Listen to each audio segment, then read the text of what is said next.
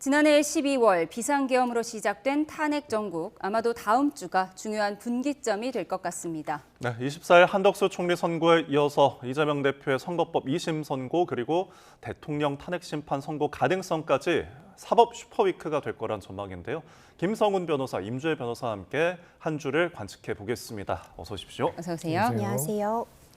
네, 어제 헌법재판소가 한덕수 총리의 탄핵 심판을 윤 대통령 탄핵 심판보다 먼저 선고하기로 했는데요. 여야 해석이 엇갈리고 있습니다. 각자에게 유리한 대로 아전인수 해석을 내놓고 있는데 왜 이런 결정을 했다고 보세요?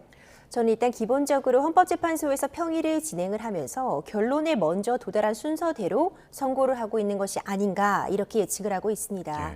일전에 최재해 감사원장이나 검사 3인에 대한 탄핵, 심판 선고가 먼저 있었던 것처럼 기본적으로 평의 과정에서 여러 사안들에 대해서 동시에 진행을 하다가 먼저 이 재판관들 8인이 결론에 좀 도달한 순서대로 지금 선고가 순차적으로 이루어진 것이 아니냐 이렇게 보고 있는 것인데요. 물론 지금 결론이 어느 쪽으로 났는지는 결국 재판관들만 알 수 있는 것이겠지만 적어도 재판관들 간에 의견이 합치가 있었고 어느 정도 이런 부분에 대해서 결론에 도달했기 때문에 먼저 선고했다 이렇게 보고 있습니다. 네, 결론에 먼저 도달했다라는 이제 배경을 짚어주셨는데 사실 한 총리 탄핵 심판이 윤 대통령의 탄핵 심판보다 먼저 난 걸 두고서 이제 당연한 결과다라는 보도 시각도 있고요. 그런데 헌재에서는 윤 대통령의 탄핵 심판을 우선 처리하겠다, 우선 검토하겠다라는 입장을 밝힌 만큼 이게 지금 순서가 뒤바뀐 게 아니냐라는 어떤 시각도 있거든요. 어떻게 보십니까? 네, 저도 그렇게 생각을 합니다. 왜냐하면 기본적으로 이 선고의 시점에 대해서 그동안 아무 정보가 없었던 것이 아니라 헌재 스스로 대통령 탄핵 심판을 제일 최우선으로 해가지고 하겠다라고 이야기를 했고요. 대통령 탄핵 심판의 결과에 대해서 국가적인 국민적인 분열이 굉장히 극대화된 상태임에도 불구하고 대통령 탄핵 심판 선고보다 한 총리에 대한 선고가 먼저 나올 것이라고 예상했던 사람들은 거의 없었을 겁니다. 그걸 요구했던 적은 있지만은요. 그런 부분에서 이제 의아한 부분들이 있을 수 있고요. 두 번째로는 지금 한 총리의 선고 과정에서 그 내용과 요건에 대한 결과에 따라 여기에 대한 선고 결과에 따라서는 사실상 윤석열 대통령 탄핵 심판 선고의 내용에 대한 재판부의 판단이 상당히 드러날 가능성도 있습니다.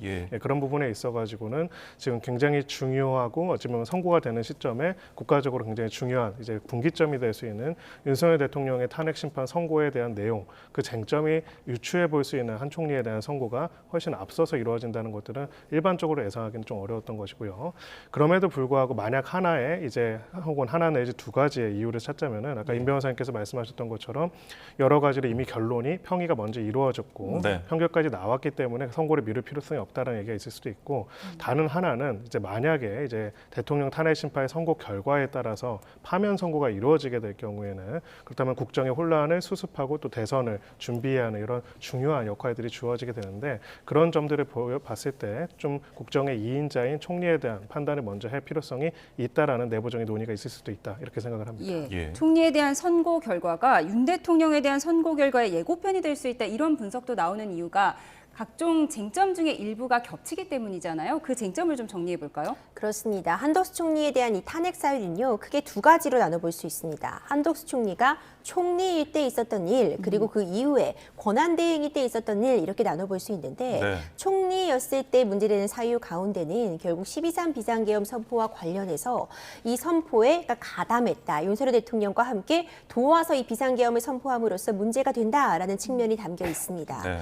그렇다면은 만약 한덕수 총리에 대한 탄핵 심판의 어떤 그 결론에 12.3 비상계엄 선포와 관련된 내용들이 담겨 있다면 이 부분에 대한 쟁점은 어찌 보자면 윤석열 대통령에 대한 탄핵 사유와도 겹치는 측면이 분명히 있기 때문에 한덕수 총리에 대한 결론을 놓고 보면 윤석열 대통령에 대한 탄핵 심판 결론을 일정 부분 예측할 수 있는 것 아니냐 이런 지적들이 나왔었죠.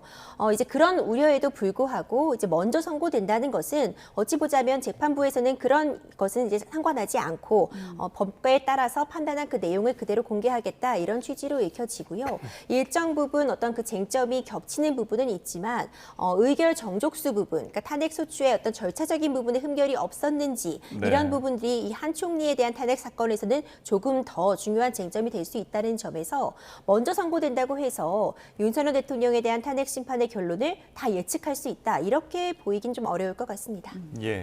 여러 쟁점들을 짚어 짚어주셨습니다. 윤 대통령에 대한 가늠자가 될 것이 아니냐 하는 이제 관측들이 있는데 앞서 한 총리가 자신의 탄핵 심판에 직접 출석을 했습니다. 이 변론에 직접 출석을 했던 그 상황 보고서 이어가겠습니다. 만약에 한덕수 국무총리를 탄핵하지 않았더라면 지금도 헌법재판관은 6인 체제로 매우 불안정하게 국민들에게 불안감과 혼란을 가중시켰을 것입니다. 피청구인을 파면함으로써 대한민국 헌법 수호의 의지를 헌법재판소에서 추상같이 국민 여러분들께 보여줄 것을 청구인으로서 간청드립니다.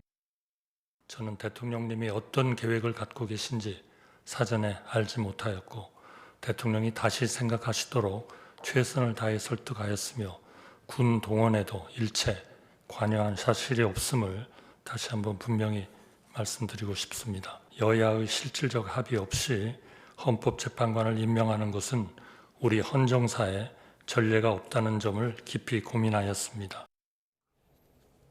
네, 당시에 이제 변론 상황 좀 보고 오셨는데 지금 한 총리의 탄핵 심판, 윤 대통령과 마찬가지로 지금 형법상 내란죄를 그 사유에서 철회를 했습니다. 그럼 이번 선고에서 내란죄 철회에 대한 어떤 재판부의 판단을 볼 수가 있을까요? 네, 그렇습니다. 지금 근데 다만 이 부분과 관련돼서는 몇 예. 가지 쟁점의 순서들이 있습니다. 예. 소위 말해서 각하 결정이 나올지 소송 요건을 아예 결여했다라고 볼 것인지에 따라서요. 소송 요건을 아예 결여했다고 본다면은 더 나머지 쟁점에 대해서 판단하지 않고 그냥 결정을 내리게 됩니다. 네.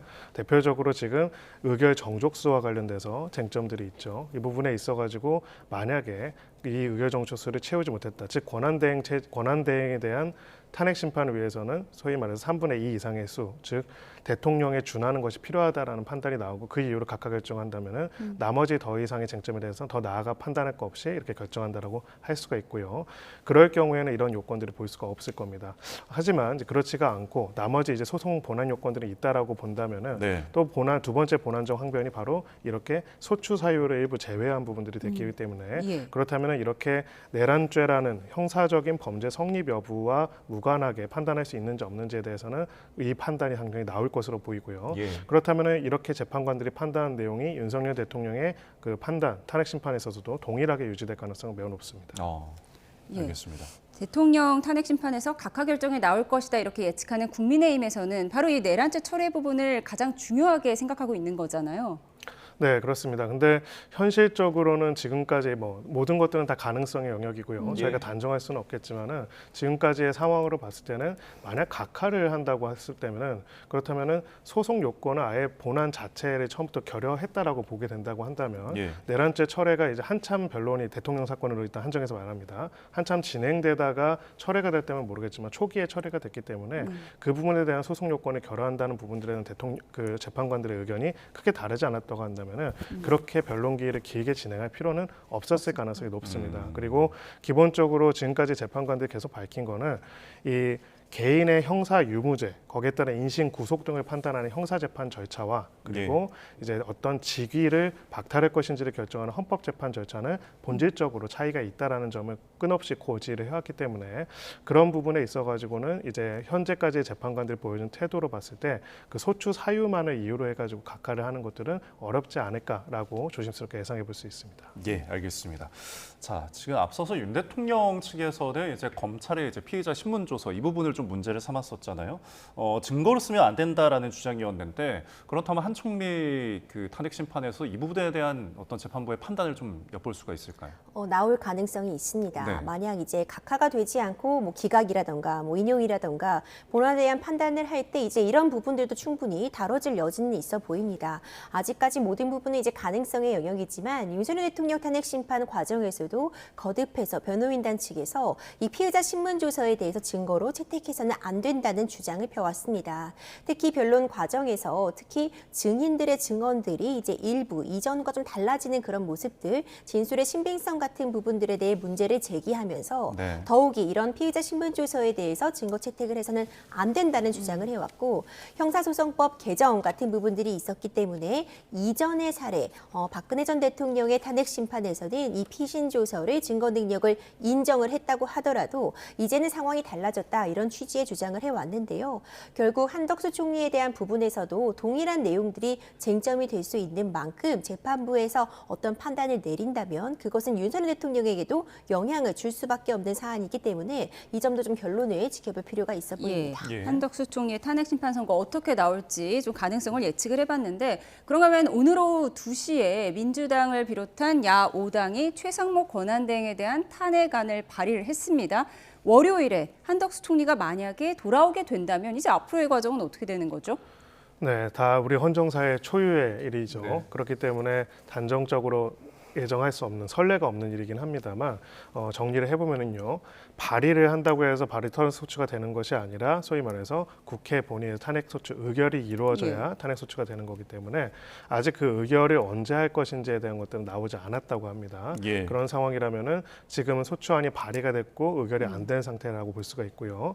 정리해 보면은 두 가지로 나누어서 만약에 이제 한덕수 총리에 대한 한덕수 총리에 대한 헌재의 결정이 나오기 전에 또 탄핵소추 의결이 이루어진다면은 예. 권한대행은 이제 그 다음 순서로 넘어가게 되고요. 그 상태에서 한덕수 총리에 대해서 소위 말해서 여러 결정들이 나올 수가 있겠죠. 파면 결정이 나온다면은 그 권한대행, 후속 권한대행이 계속 권한대행을 유지를 할 거고, 기각이나 각하를 하게 될 경우에는 사실 이렇게 권한대행이 후순위로 넘어간 다음에 다시 그 앞에 선순위자가 복귀했을 경우에 권한대행이 어떻게 복귀할 것인지에 대한 명확한 규정들이 있지는 않습니다. 예. 하지만 기본적으로 대통령 권한대행의 이런 규정과 취지를 봤을 때는 국정 2인자인 총리에게 권한대행직이 다시 넘어가는 것으로 볼 수가 있을 것입니다.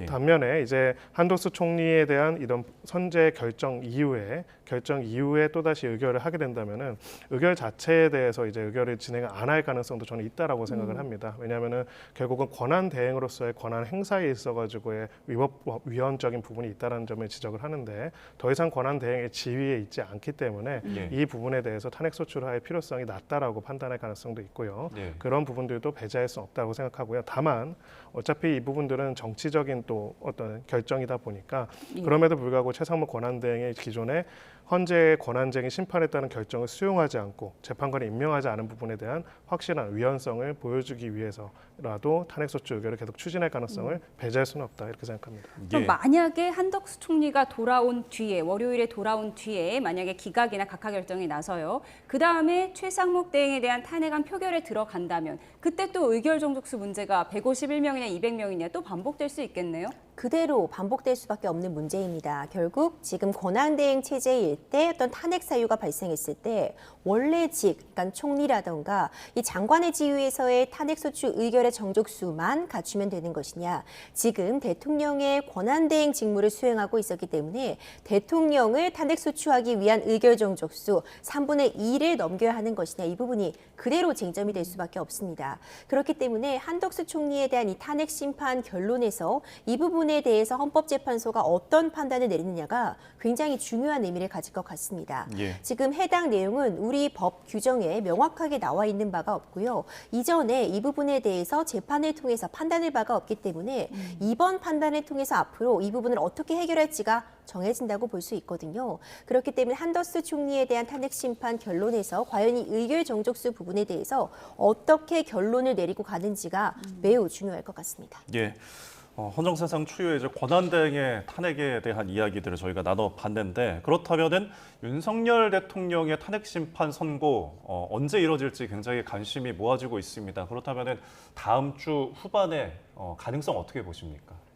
네, 우리가 지금까지 이야기했던 모든 가능성이 큰 의미가 없었기 때문에요. 저희도 단정할 수는 없다고 생각을 하고요. 다만 이제 저는 조심스럽게 추측을 해봤을 때 선고가 늦어지는 중요한 이유 중에 하나가 조금은 이 한덕수 총리에 대한 선고에 대한 과정, 그 두 선고 중에 어떤 거를 우선순위로 할 것인지에 대한 재판관들 간의 이견이 있었기 때문이 아닌가라는 하나의 이유와 원인을 추론해 본 적이 있습니다. 예. 만약에 그렇다고 한다면은 한덕수 총리에 대한 결정과 그리고 그 시기가 나왔기 때문에 적어도 그 원인이 될 수 있는 하나의 요소는 제거가 됐다고 볼 수가 있고요. 그런 점에서 봤을 때는 한덕수 총리에 대한 선고가 이루어지고 나서 굉장히 후에 한참 지난 후에야 윤석열 대통령에 대한 선고가 이루어질 가능성은 현실적으로 낮지 않을까. 그런 부분에서는 차주에 선고될 가능성이 상당히 높다 이렇게 생각을 합니다. 알겠습니다. 자, 이제 저희가 또 법원으로 시선을 옮겨볼까 합니다. 윤석열 대통령 체포영장 집행을 이제 방해를 했다는 혐의를 받는 김성훈 대통령 경호차장과 이광우 경호본부장 등이 오늘 서울 서부지법에서 구속 전 피의자 신문을 받았는데요. 당시 발언들 직접 들어보시죠. 처벌이 두려워서 그 임무를 소홀히 한다면 우리 경호처의 존재 이유가 없다고 판단합니다. 그 어떤 지시가 아니라 법률에 따라서 저희 경호 임무 수행을 한 것뿐입니다. 사전에 영장 제시나 고지 없이 무단으로 정문을 손괴하고 침입했습니다. 침입했으면 저희는 당연히 막아야 되는 거 아니겠습니까? 네, 김성훈 경호처 차장 오늘 구속 전 피의자 신문을 받고 있는데 구속영장에 윤석열 대통령이 주요 공범이다 이렇게 적혀 있다고 합니다. 어떤 의미죠?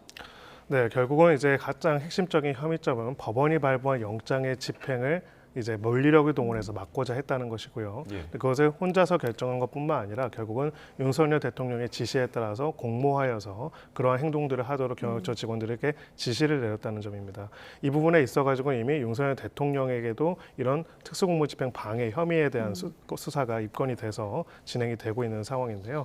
그런 점을 봤을 때는 단순하게 개인으로서 어떤 직무상 어떤 역할들을 하는 것뿐만이 아니라 법원이 발부한 영장의 집행이라는 공모의 집행 과정을 윤석열 대통령과 공모해가지고 막고자 하였다는 것이 영장 청구의 핵심적인 범죄 사실이다 이렇게 볼 수가 있습니다. 예. 사실 김 차장 측에서는 이제 공수처의 영장 집행이 불법이었고 이를 저지한 것은 어쨌든 정당한 직무 수행이다라는 건데 이번 심사에서도 그런 논리를 계속 주장을 할까요? 그렇습니다. 일관되게 지금 입장을 펴고 있었습니다. 결국 본인은 이 경호처에 소속된 직원으로서 해야 할 일을 했을 뿐이다라는 입장을 고수하고 있는 건데요. 예. 당연히 경호처는 대통령에 대해서 이 부분을 경호할 업무를 담당하고 있는 것이고 관련된 법 규정에 따라서 행동한 것이지 이 자체가 어떤 적법한 영장 청구의 집행을 방해하거나 막기 위한 그런 의도가 있는 것이 아니다라는 입장을 견지하고 있는 것으로 보입니다. 네. 이번 구속영장 실질 심사에서도 범죄 혐의점이 얼마나 입증이 되었느냐 이 부분과 관련해서 김성훈 경호처장 측에서는 이런 입장, 이 차장은 견지하고 있을 것이라고 보고요. 다만 이제 변수가 등장을 했죠. 윤석열 대통령에 대한 구속 취소 결정이 있었기 때문에 네. 김성훈 차장에서는 당연히 지금 경호 업무를 수행해야 할 그런 필요성이 높다. 추후에 재판을 받으면서 당연히 성실하게 사법부의 판단에는 응하겠지만 현재로서는 내가 구속이 된다면 경호 업무에 차질을 빚게 된다. 이 점을 좀 강조할 것이라고 보고요. 역으로 그렇다면 검찰에서는 지금 윤석열 대통령의 구속 취소가 있었고 그렇다면 오히려 지금 지근거리에서 보좌를 하고 있기 때문에 증거를 인멸할 가능성이 높다. 예. 이런 취지로 함께 주장을 하면서 양측이 입장이 좀 대립된 모습을 보일 것 같습니다. 네, 김성훈 경호처 차장, 경찰이 영장 신청을 4번 한 끝에 검찰이 법원에 청구를 한 것인데 이 김성훈 차장에 대한 신병 확보 여부는 비화폰 관련 수사의 분수령이 될 것으로 보이죠. 비화폰 관련 수사 어떻게 진행되고 있습니까? 네, 지금 비화폰과 비화폰 서버를 압수하고 확보하고자 하는 노력들은 어찌 보면 비상계엄 이후 지금까지 계속되어 왔는데요. 아직까지 성공하지 못한 상황입니다. 이런 부분에서는 대단하게 진척이 없는 상황이고요. 하지만 우리가 지난 탄핵 심판 그리고 내란죄와 관련된 공소장 내용들을 보면은 이 비상계엄을 선포하고 또 내란의 우두머리죄로 기소된 윤석열 대통령과 직접 통화한 거의 대부분의 사람들이 비화폰으로 소통을 했습니다. 예. 즉 예. 언제 어떤 소통들이 누구와 했는지에 대한 부분들을 가리는 데서 가장 핵심적인 증거이기 때문에 결국은 이 부분에 있어가지고 확보를 계속적으로 대통령 경호처가 막고 있는 부분들에 대해서 이번 영장 실질 심사에서도 경찰 특수단에서는 이것이 영장이 발부되고 더 이상의 증거인멸을 막아야 될 사유라고 이야기를 할 것이고요. 예. 다만 이제 지금 현재로서는 원격으로 관련된 통화 내역들을 삭제했다거나 이 부분에 대한 증거가 인멸이 계속되고 있다는 또 부분들에 대한 문제 제기도 있습니다. 예. 여기에 대해서 이제 김성훈 차장 측에서는 그것이 아니라 외부로 반출되거나 제3자한테 들어갔을 경우에는 삭제하도록 하는 것이 보안 규정상 당연하다고 이야기를 하고 있는데요. 결국 법원 입장에서는 이것이 단순한 일반적 보안 규정을 따져야 할 것인지 아니면은 내란죄라는 굉장히 우리나라의 역사상으로도 중요한 범죄의 실체적 진실을 확보하기 위한 과정에 있어서 이 부분에 대한 증거 인멸을 막고 확보할 필요성이 더 큰 것인지 이 부분에 대한 깊이 있는 고민을 할 것으로 보입니다. 알겠습니다. 자, 이제 본회의에 있었던 그 법안 통과된 이야기도 좀 해보겠습니다. 김건희 여사 상설 특검이 통과가 됐는데 이 상설 특검 그러니까 일반 특검과 좀 어떤 점이 다른 건가요? 상설특검이라고 한다면은 일단 일반적으로 이미 만들어진 법안에 기해서 이제 특검이 진행되는 것이라는 그런 점에 좀 차이가 있을 것 같고요. 네. 이 특별검사의 임명이라던가 아니면 이제 어느 정도까지 수행을 할 수 있는지 일정 부분 차이는 존재합니다. 다만 사실 상설특검이든 일반 특검이든 지금 현재로서는 큰 의미를 가질 수 있는가 이런 부분이 좀 의구심이 들 수밖에 없는 것이 최상목 권한대행이 이 상설특검이나 일반 특검에 대한 그 진행을 시키지 않을 가능성이 지금 매우 높습니다. 예. 물론 여전히 지금 굉장히 혼란스러운 상황이기 때문에 뭐 한덕수 총리가 뭐 복귀할 수 있을지 여부, 최상목 권한대행이 뭐 탄핵이 소추가 될지 여부 여러 가지 변수가 있지만 네. 지금까지 최상목 권한대행의 그런 이 업무를 처리해 오는 그런 과정을 보자면은 특별검사 임명 같은 부분에 대해서 후보추천위원회에 뭐 추천을 한다거나 이런 절차들이 전혀 이루어지고 있지는 못하거든요. 예. 그렇기 때문에 어떤 지금 현 상황으로서는 이것이 얼마나 실효성을 갖는지 이런 네. 부분에는 좀 의구심이 남습니다. 네, 특검 임명권이 누구에게 있는지조차 지금 확실하지 않은 상황이라서 그 불확실한 부분을 짚어주셨습니다. 그런가 하면 어제 통과된 특검법 중에서는 인천세관 마약 수사 외압 의혹 사건도 있었는데요. 이 부분 좀 정리해 주시죠. 어떤 사건이죠? 네, 해외 이제 마약 밀매 조직이 마약을 유통하고자 하다가 세관에게 적발이 돼서 관련된 수사가 이제 일선 경찰 차원에서 진행됐던 사안인데요. 네. 모종의 이유로 이제 이거는 의혹이긴 합니다. 아직은요. 이 수사 과정에서 수사를 진행했던 또 담당 그 책임자가 약간 좌천성 인사를 당하고 수사도 이제 제대로 이루어지지 못하는 일들이 벌어졌는데 이런 과정들에 대통령실이 개입됐다라는 의혹이 있고 그 의혹을 수사하기 위해서 특검을 진행해야 한다라는 것이 이 상설특검법의 어떤 핵심적인 내용입니다. 결국은 이제 일정한 정치적 이유로서 특정한 경찰의 사법 기능들을 마비시키고자 하는 정치적인 외압이 있었는지가 앞으로 이 특검을 통해서 규명되어야 하는 핵심적인 쟁점이다 이렇게 볼 수 있습니다. 예. 그렇다면 이 특검의 이제 통과 가능성, 실현 가능성 또한 약간 불투명할까요? 네, 맞습니다. 상설특검 같은 경우에는 특검법이 아니기 때문에 네. 원칙적으로는 거부권 행사의 대상은 아니지만 아까 이 변호사님 말씀하신 것처럼 기본적으로 상설특검을 임명을 해야 하는데 네. 이 임명하는 주체에 대해서 임명할 수 있는 권한을 가지고 있다고 보고 있는 최상목 권한대행이 그 임명을 안 할 것이기 때문에 안 할 가능성이 높기 때문에 지금 왜냐하면 내란죄 관련된 상설특검은 벌써 통과된 지가 한참 지났거든요. 예. 그런 부분들에 있어서는 이제 그것이 이번에 최상목 권한대행에 대한 탄핵소추 안에도 그 탄핵소추 사유로도 들어가 있고요. 그렇기 때문에 최근 통과된 이 상설특검에 대해서도 임명 권한의 행사의 가능성은 매우 낮다라고 보여지고 반대로 또 이제 차주에는 한덕수 총리가 복귀할 수도 있고 안 할 수도 있지만 네. 복귀를 하게 된다면은 이 부분에 대해서 어떻게 판단할지는 지켜볼 필요가 있는데 특별하게 최상목 권한대행과 다른 태도를 보일 가능성은 좀 낮지 않을까 이렇게 생각합니다. 예. 알겠습니다.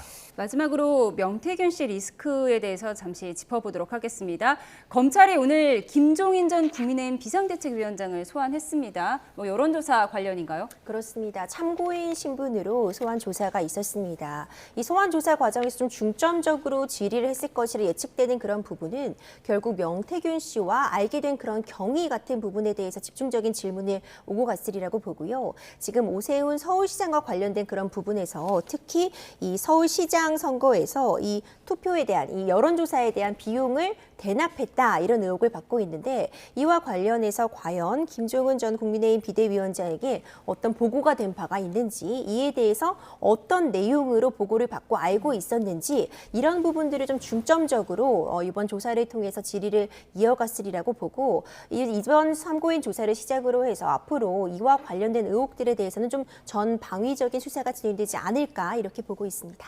알겠습니다. 자, 오늘 말씀은 여기까지 들어봤습니다. 김석훈 변호사, 임주혜 변호사와 함께했습니다. 고맙습니다. 고맙습니다.